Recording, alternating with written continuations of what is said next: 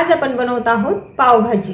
हिवाळा चालू असल्यामुळे पावभाजीसाठी लागणाऱ्या सर्व भाज्या आपल्याला इझिली मिळून जातात।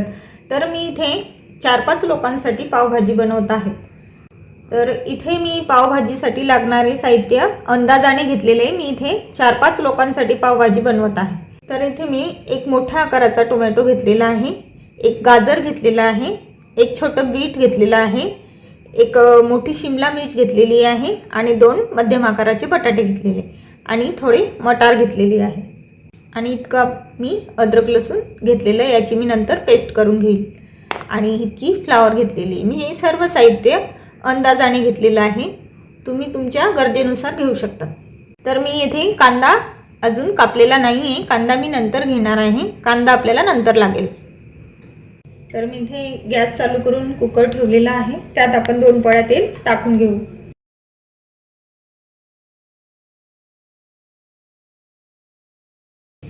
तर तेल आपलं तापलेलं आहे, आपण इथे थोडं जिरं घालून घेऊ। आपण त्यात बटाटा टाकून घेऊ।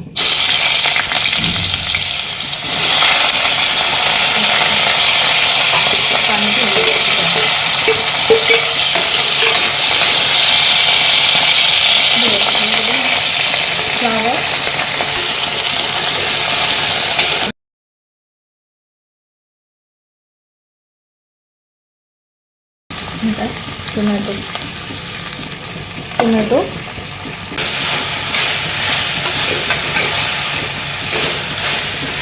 थोडं बीट हे कलर येण्यासाठी असतो, बीट टाकल्यामुळे पावभाजीला छान कलर येतो।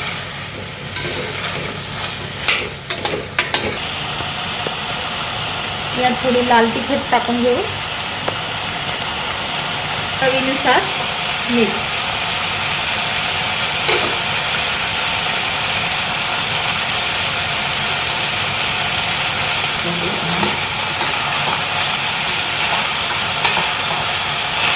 आता आपल्याला सर्व भाज्या 4-5 मिनिट चांगले परतून घ्यायचे आहेत। यात मी थोडंसं बटर टाकून घेते, असं बटर भाज्या शिजताना टाकलं की चव छान लागते।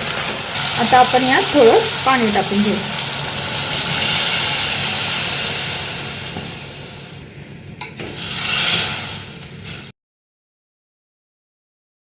तर आपण आता कुकरचं झाकण लावून घेऊ आणि 3 शिट्या याच्या करून घेऊ।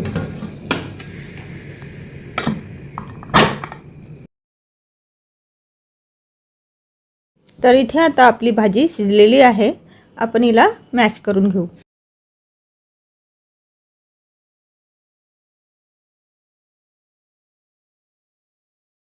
कढई तापलेली आहे, मी स्टीलची मोठी कढई घेतलेली आहे। तेल आपल्या अंदाजाने टाकून घेऊ। तर यात मी थोडं 1 चमचा बटर टाकून घेते।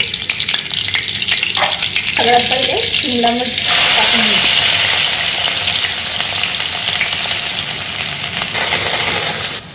शिमला मिर्च चांगल्या मोठ्या गॅसवरच आधी होऊन द्यायची। शिमला मिरची आपली परतून झालेली आहे, आता आपण यात कांदा टाकून घेऊ।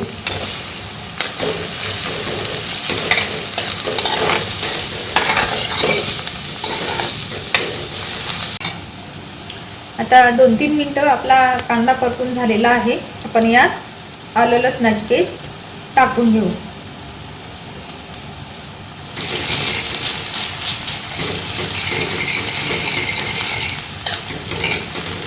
आलं लसणाची पेस्ट चांगली परतून घ्यावी 2-3 मिनिटं, उग्रपणा जाईपर्यंत। आता मी या फोडणीमध्ये थोडं मीठ टाकून घेते, आधीही मी भाज्यांमध्ये मीठ टाकलेलं आहे। परत थोडं बटर टाकून घेते आणि आता आपण थोडी लाल तिखट, 2 चमचे पावभाजी मसाला, याला छान असं मिक्स करून घेऊ। थोडी कोथिंबीर,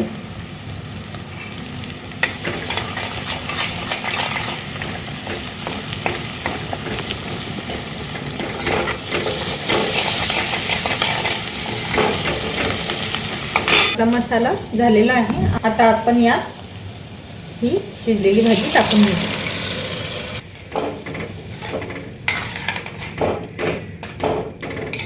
आपण आपल्या गरजेनुसार पाणी टाकून घ्यायचं. जास्तही नाही टाकायचं आणि खूप कमी नाही टाकायचं. तुमच्या अंदाजानुसार तुम्ही टाकू शकता. पावभाजी आपल्याला पावासोबत खाता यायला पाहिजे. तर तुम्ही बघू शकता कलर किती छान आलेला आहे आणि सुगंधही छान येतोय. आता यावर आपण झाकण ठेवून 5-6 मिनिटं शिजवून घेऊ. तर आपण आता पावभाजीसाठी पाव शेकून घेऊ.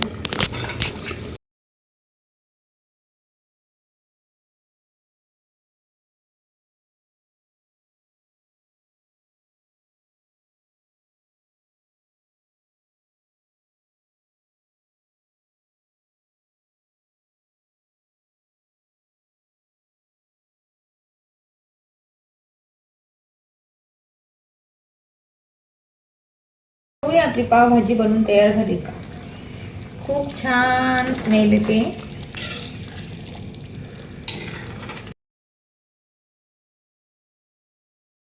तर काही काही भाज्या व्यवस्थित मॅश झालेल्या नाहीये. आपण पुन्हा यांना बारीक करून.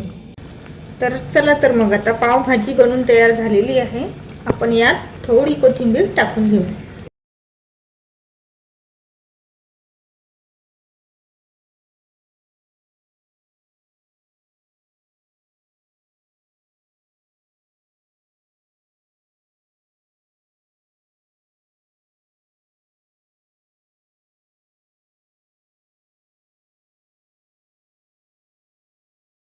चला तर या मग पावभाजी खायला. आणि कमेंट्समध्ये नक्की सांगा कोणाकोणाला पावभाजी आवडते आणि आमची रेसिपी नक्की ट्राय करून बघा.